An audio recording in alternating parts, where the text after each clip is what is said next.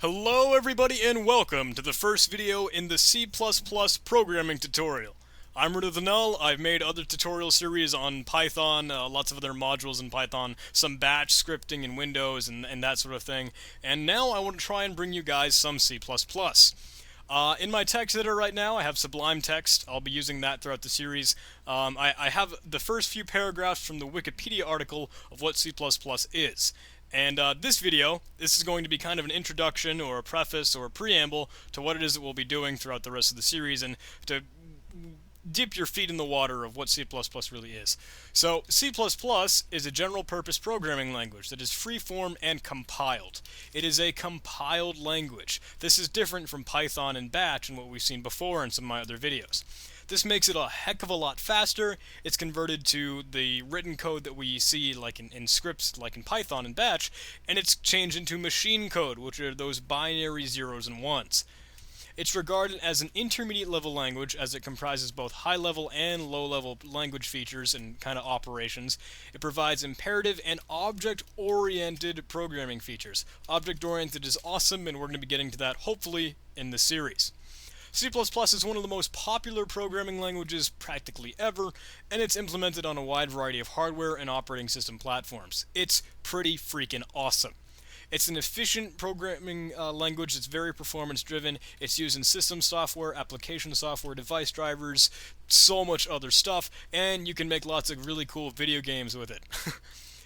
Hopefully I'll be getting into SDL if I move further and further along with this. But anyway, C++ has influenced many other programming languages like C# and Java.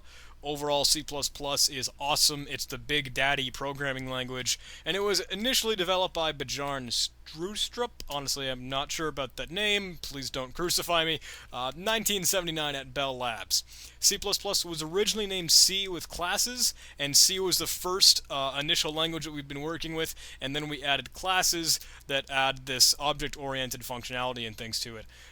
Obviously, adding object-oriented features, classes, and other enhancements.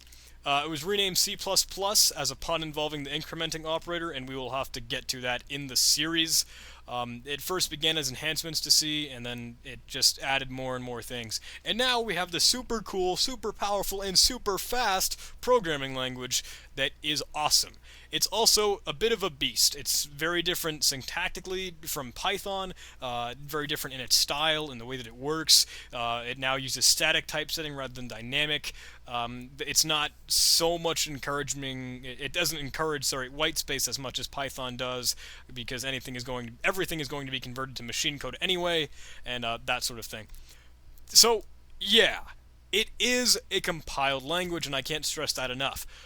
Throughout this series, I'm running Linux. I'm going to be showing you guys this code that we write, and we're going to be compiling it with G++, which is a compiler from GCC, which is the GNU compiling collection that's part of the typical Linux setup.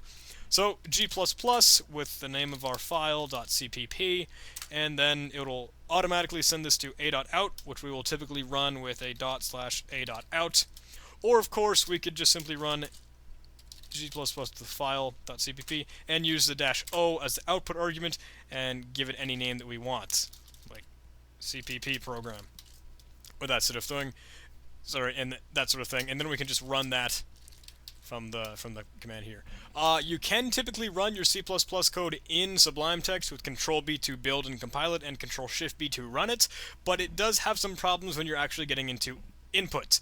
And since we're going to start with the pretty simple console-based programming stuff with simple output and simple input, we're going to stick for the terminal for now. So that's where I am. I'm in a folder called CWork. That's where we're going to put all of the code for this tutorial series. I'm going to try and save a different file for each thing that we go through, but that's the way it's going to work on my end. Hopefully you can do the same thing, just save a different file whenever you're working at the new video and a new concept. But there we go. I hope you guys are excited. C++, the big programming language, the hardcore, brutal programming language that we all know and love. Hopefully we can do some really cool stuff with this. Thank you guys for watching. I hope we're excited, and I know I am. I'll see you guys in the next tutorial. See ya.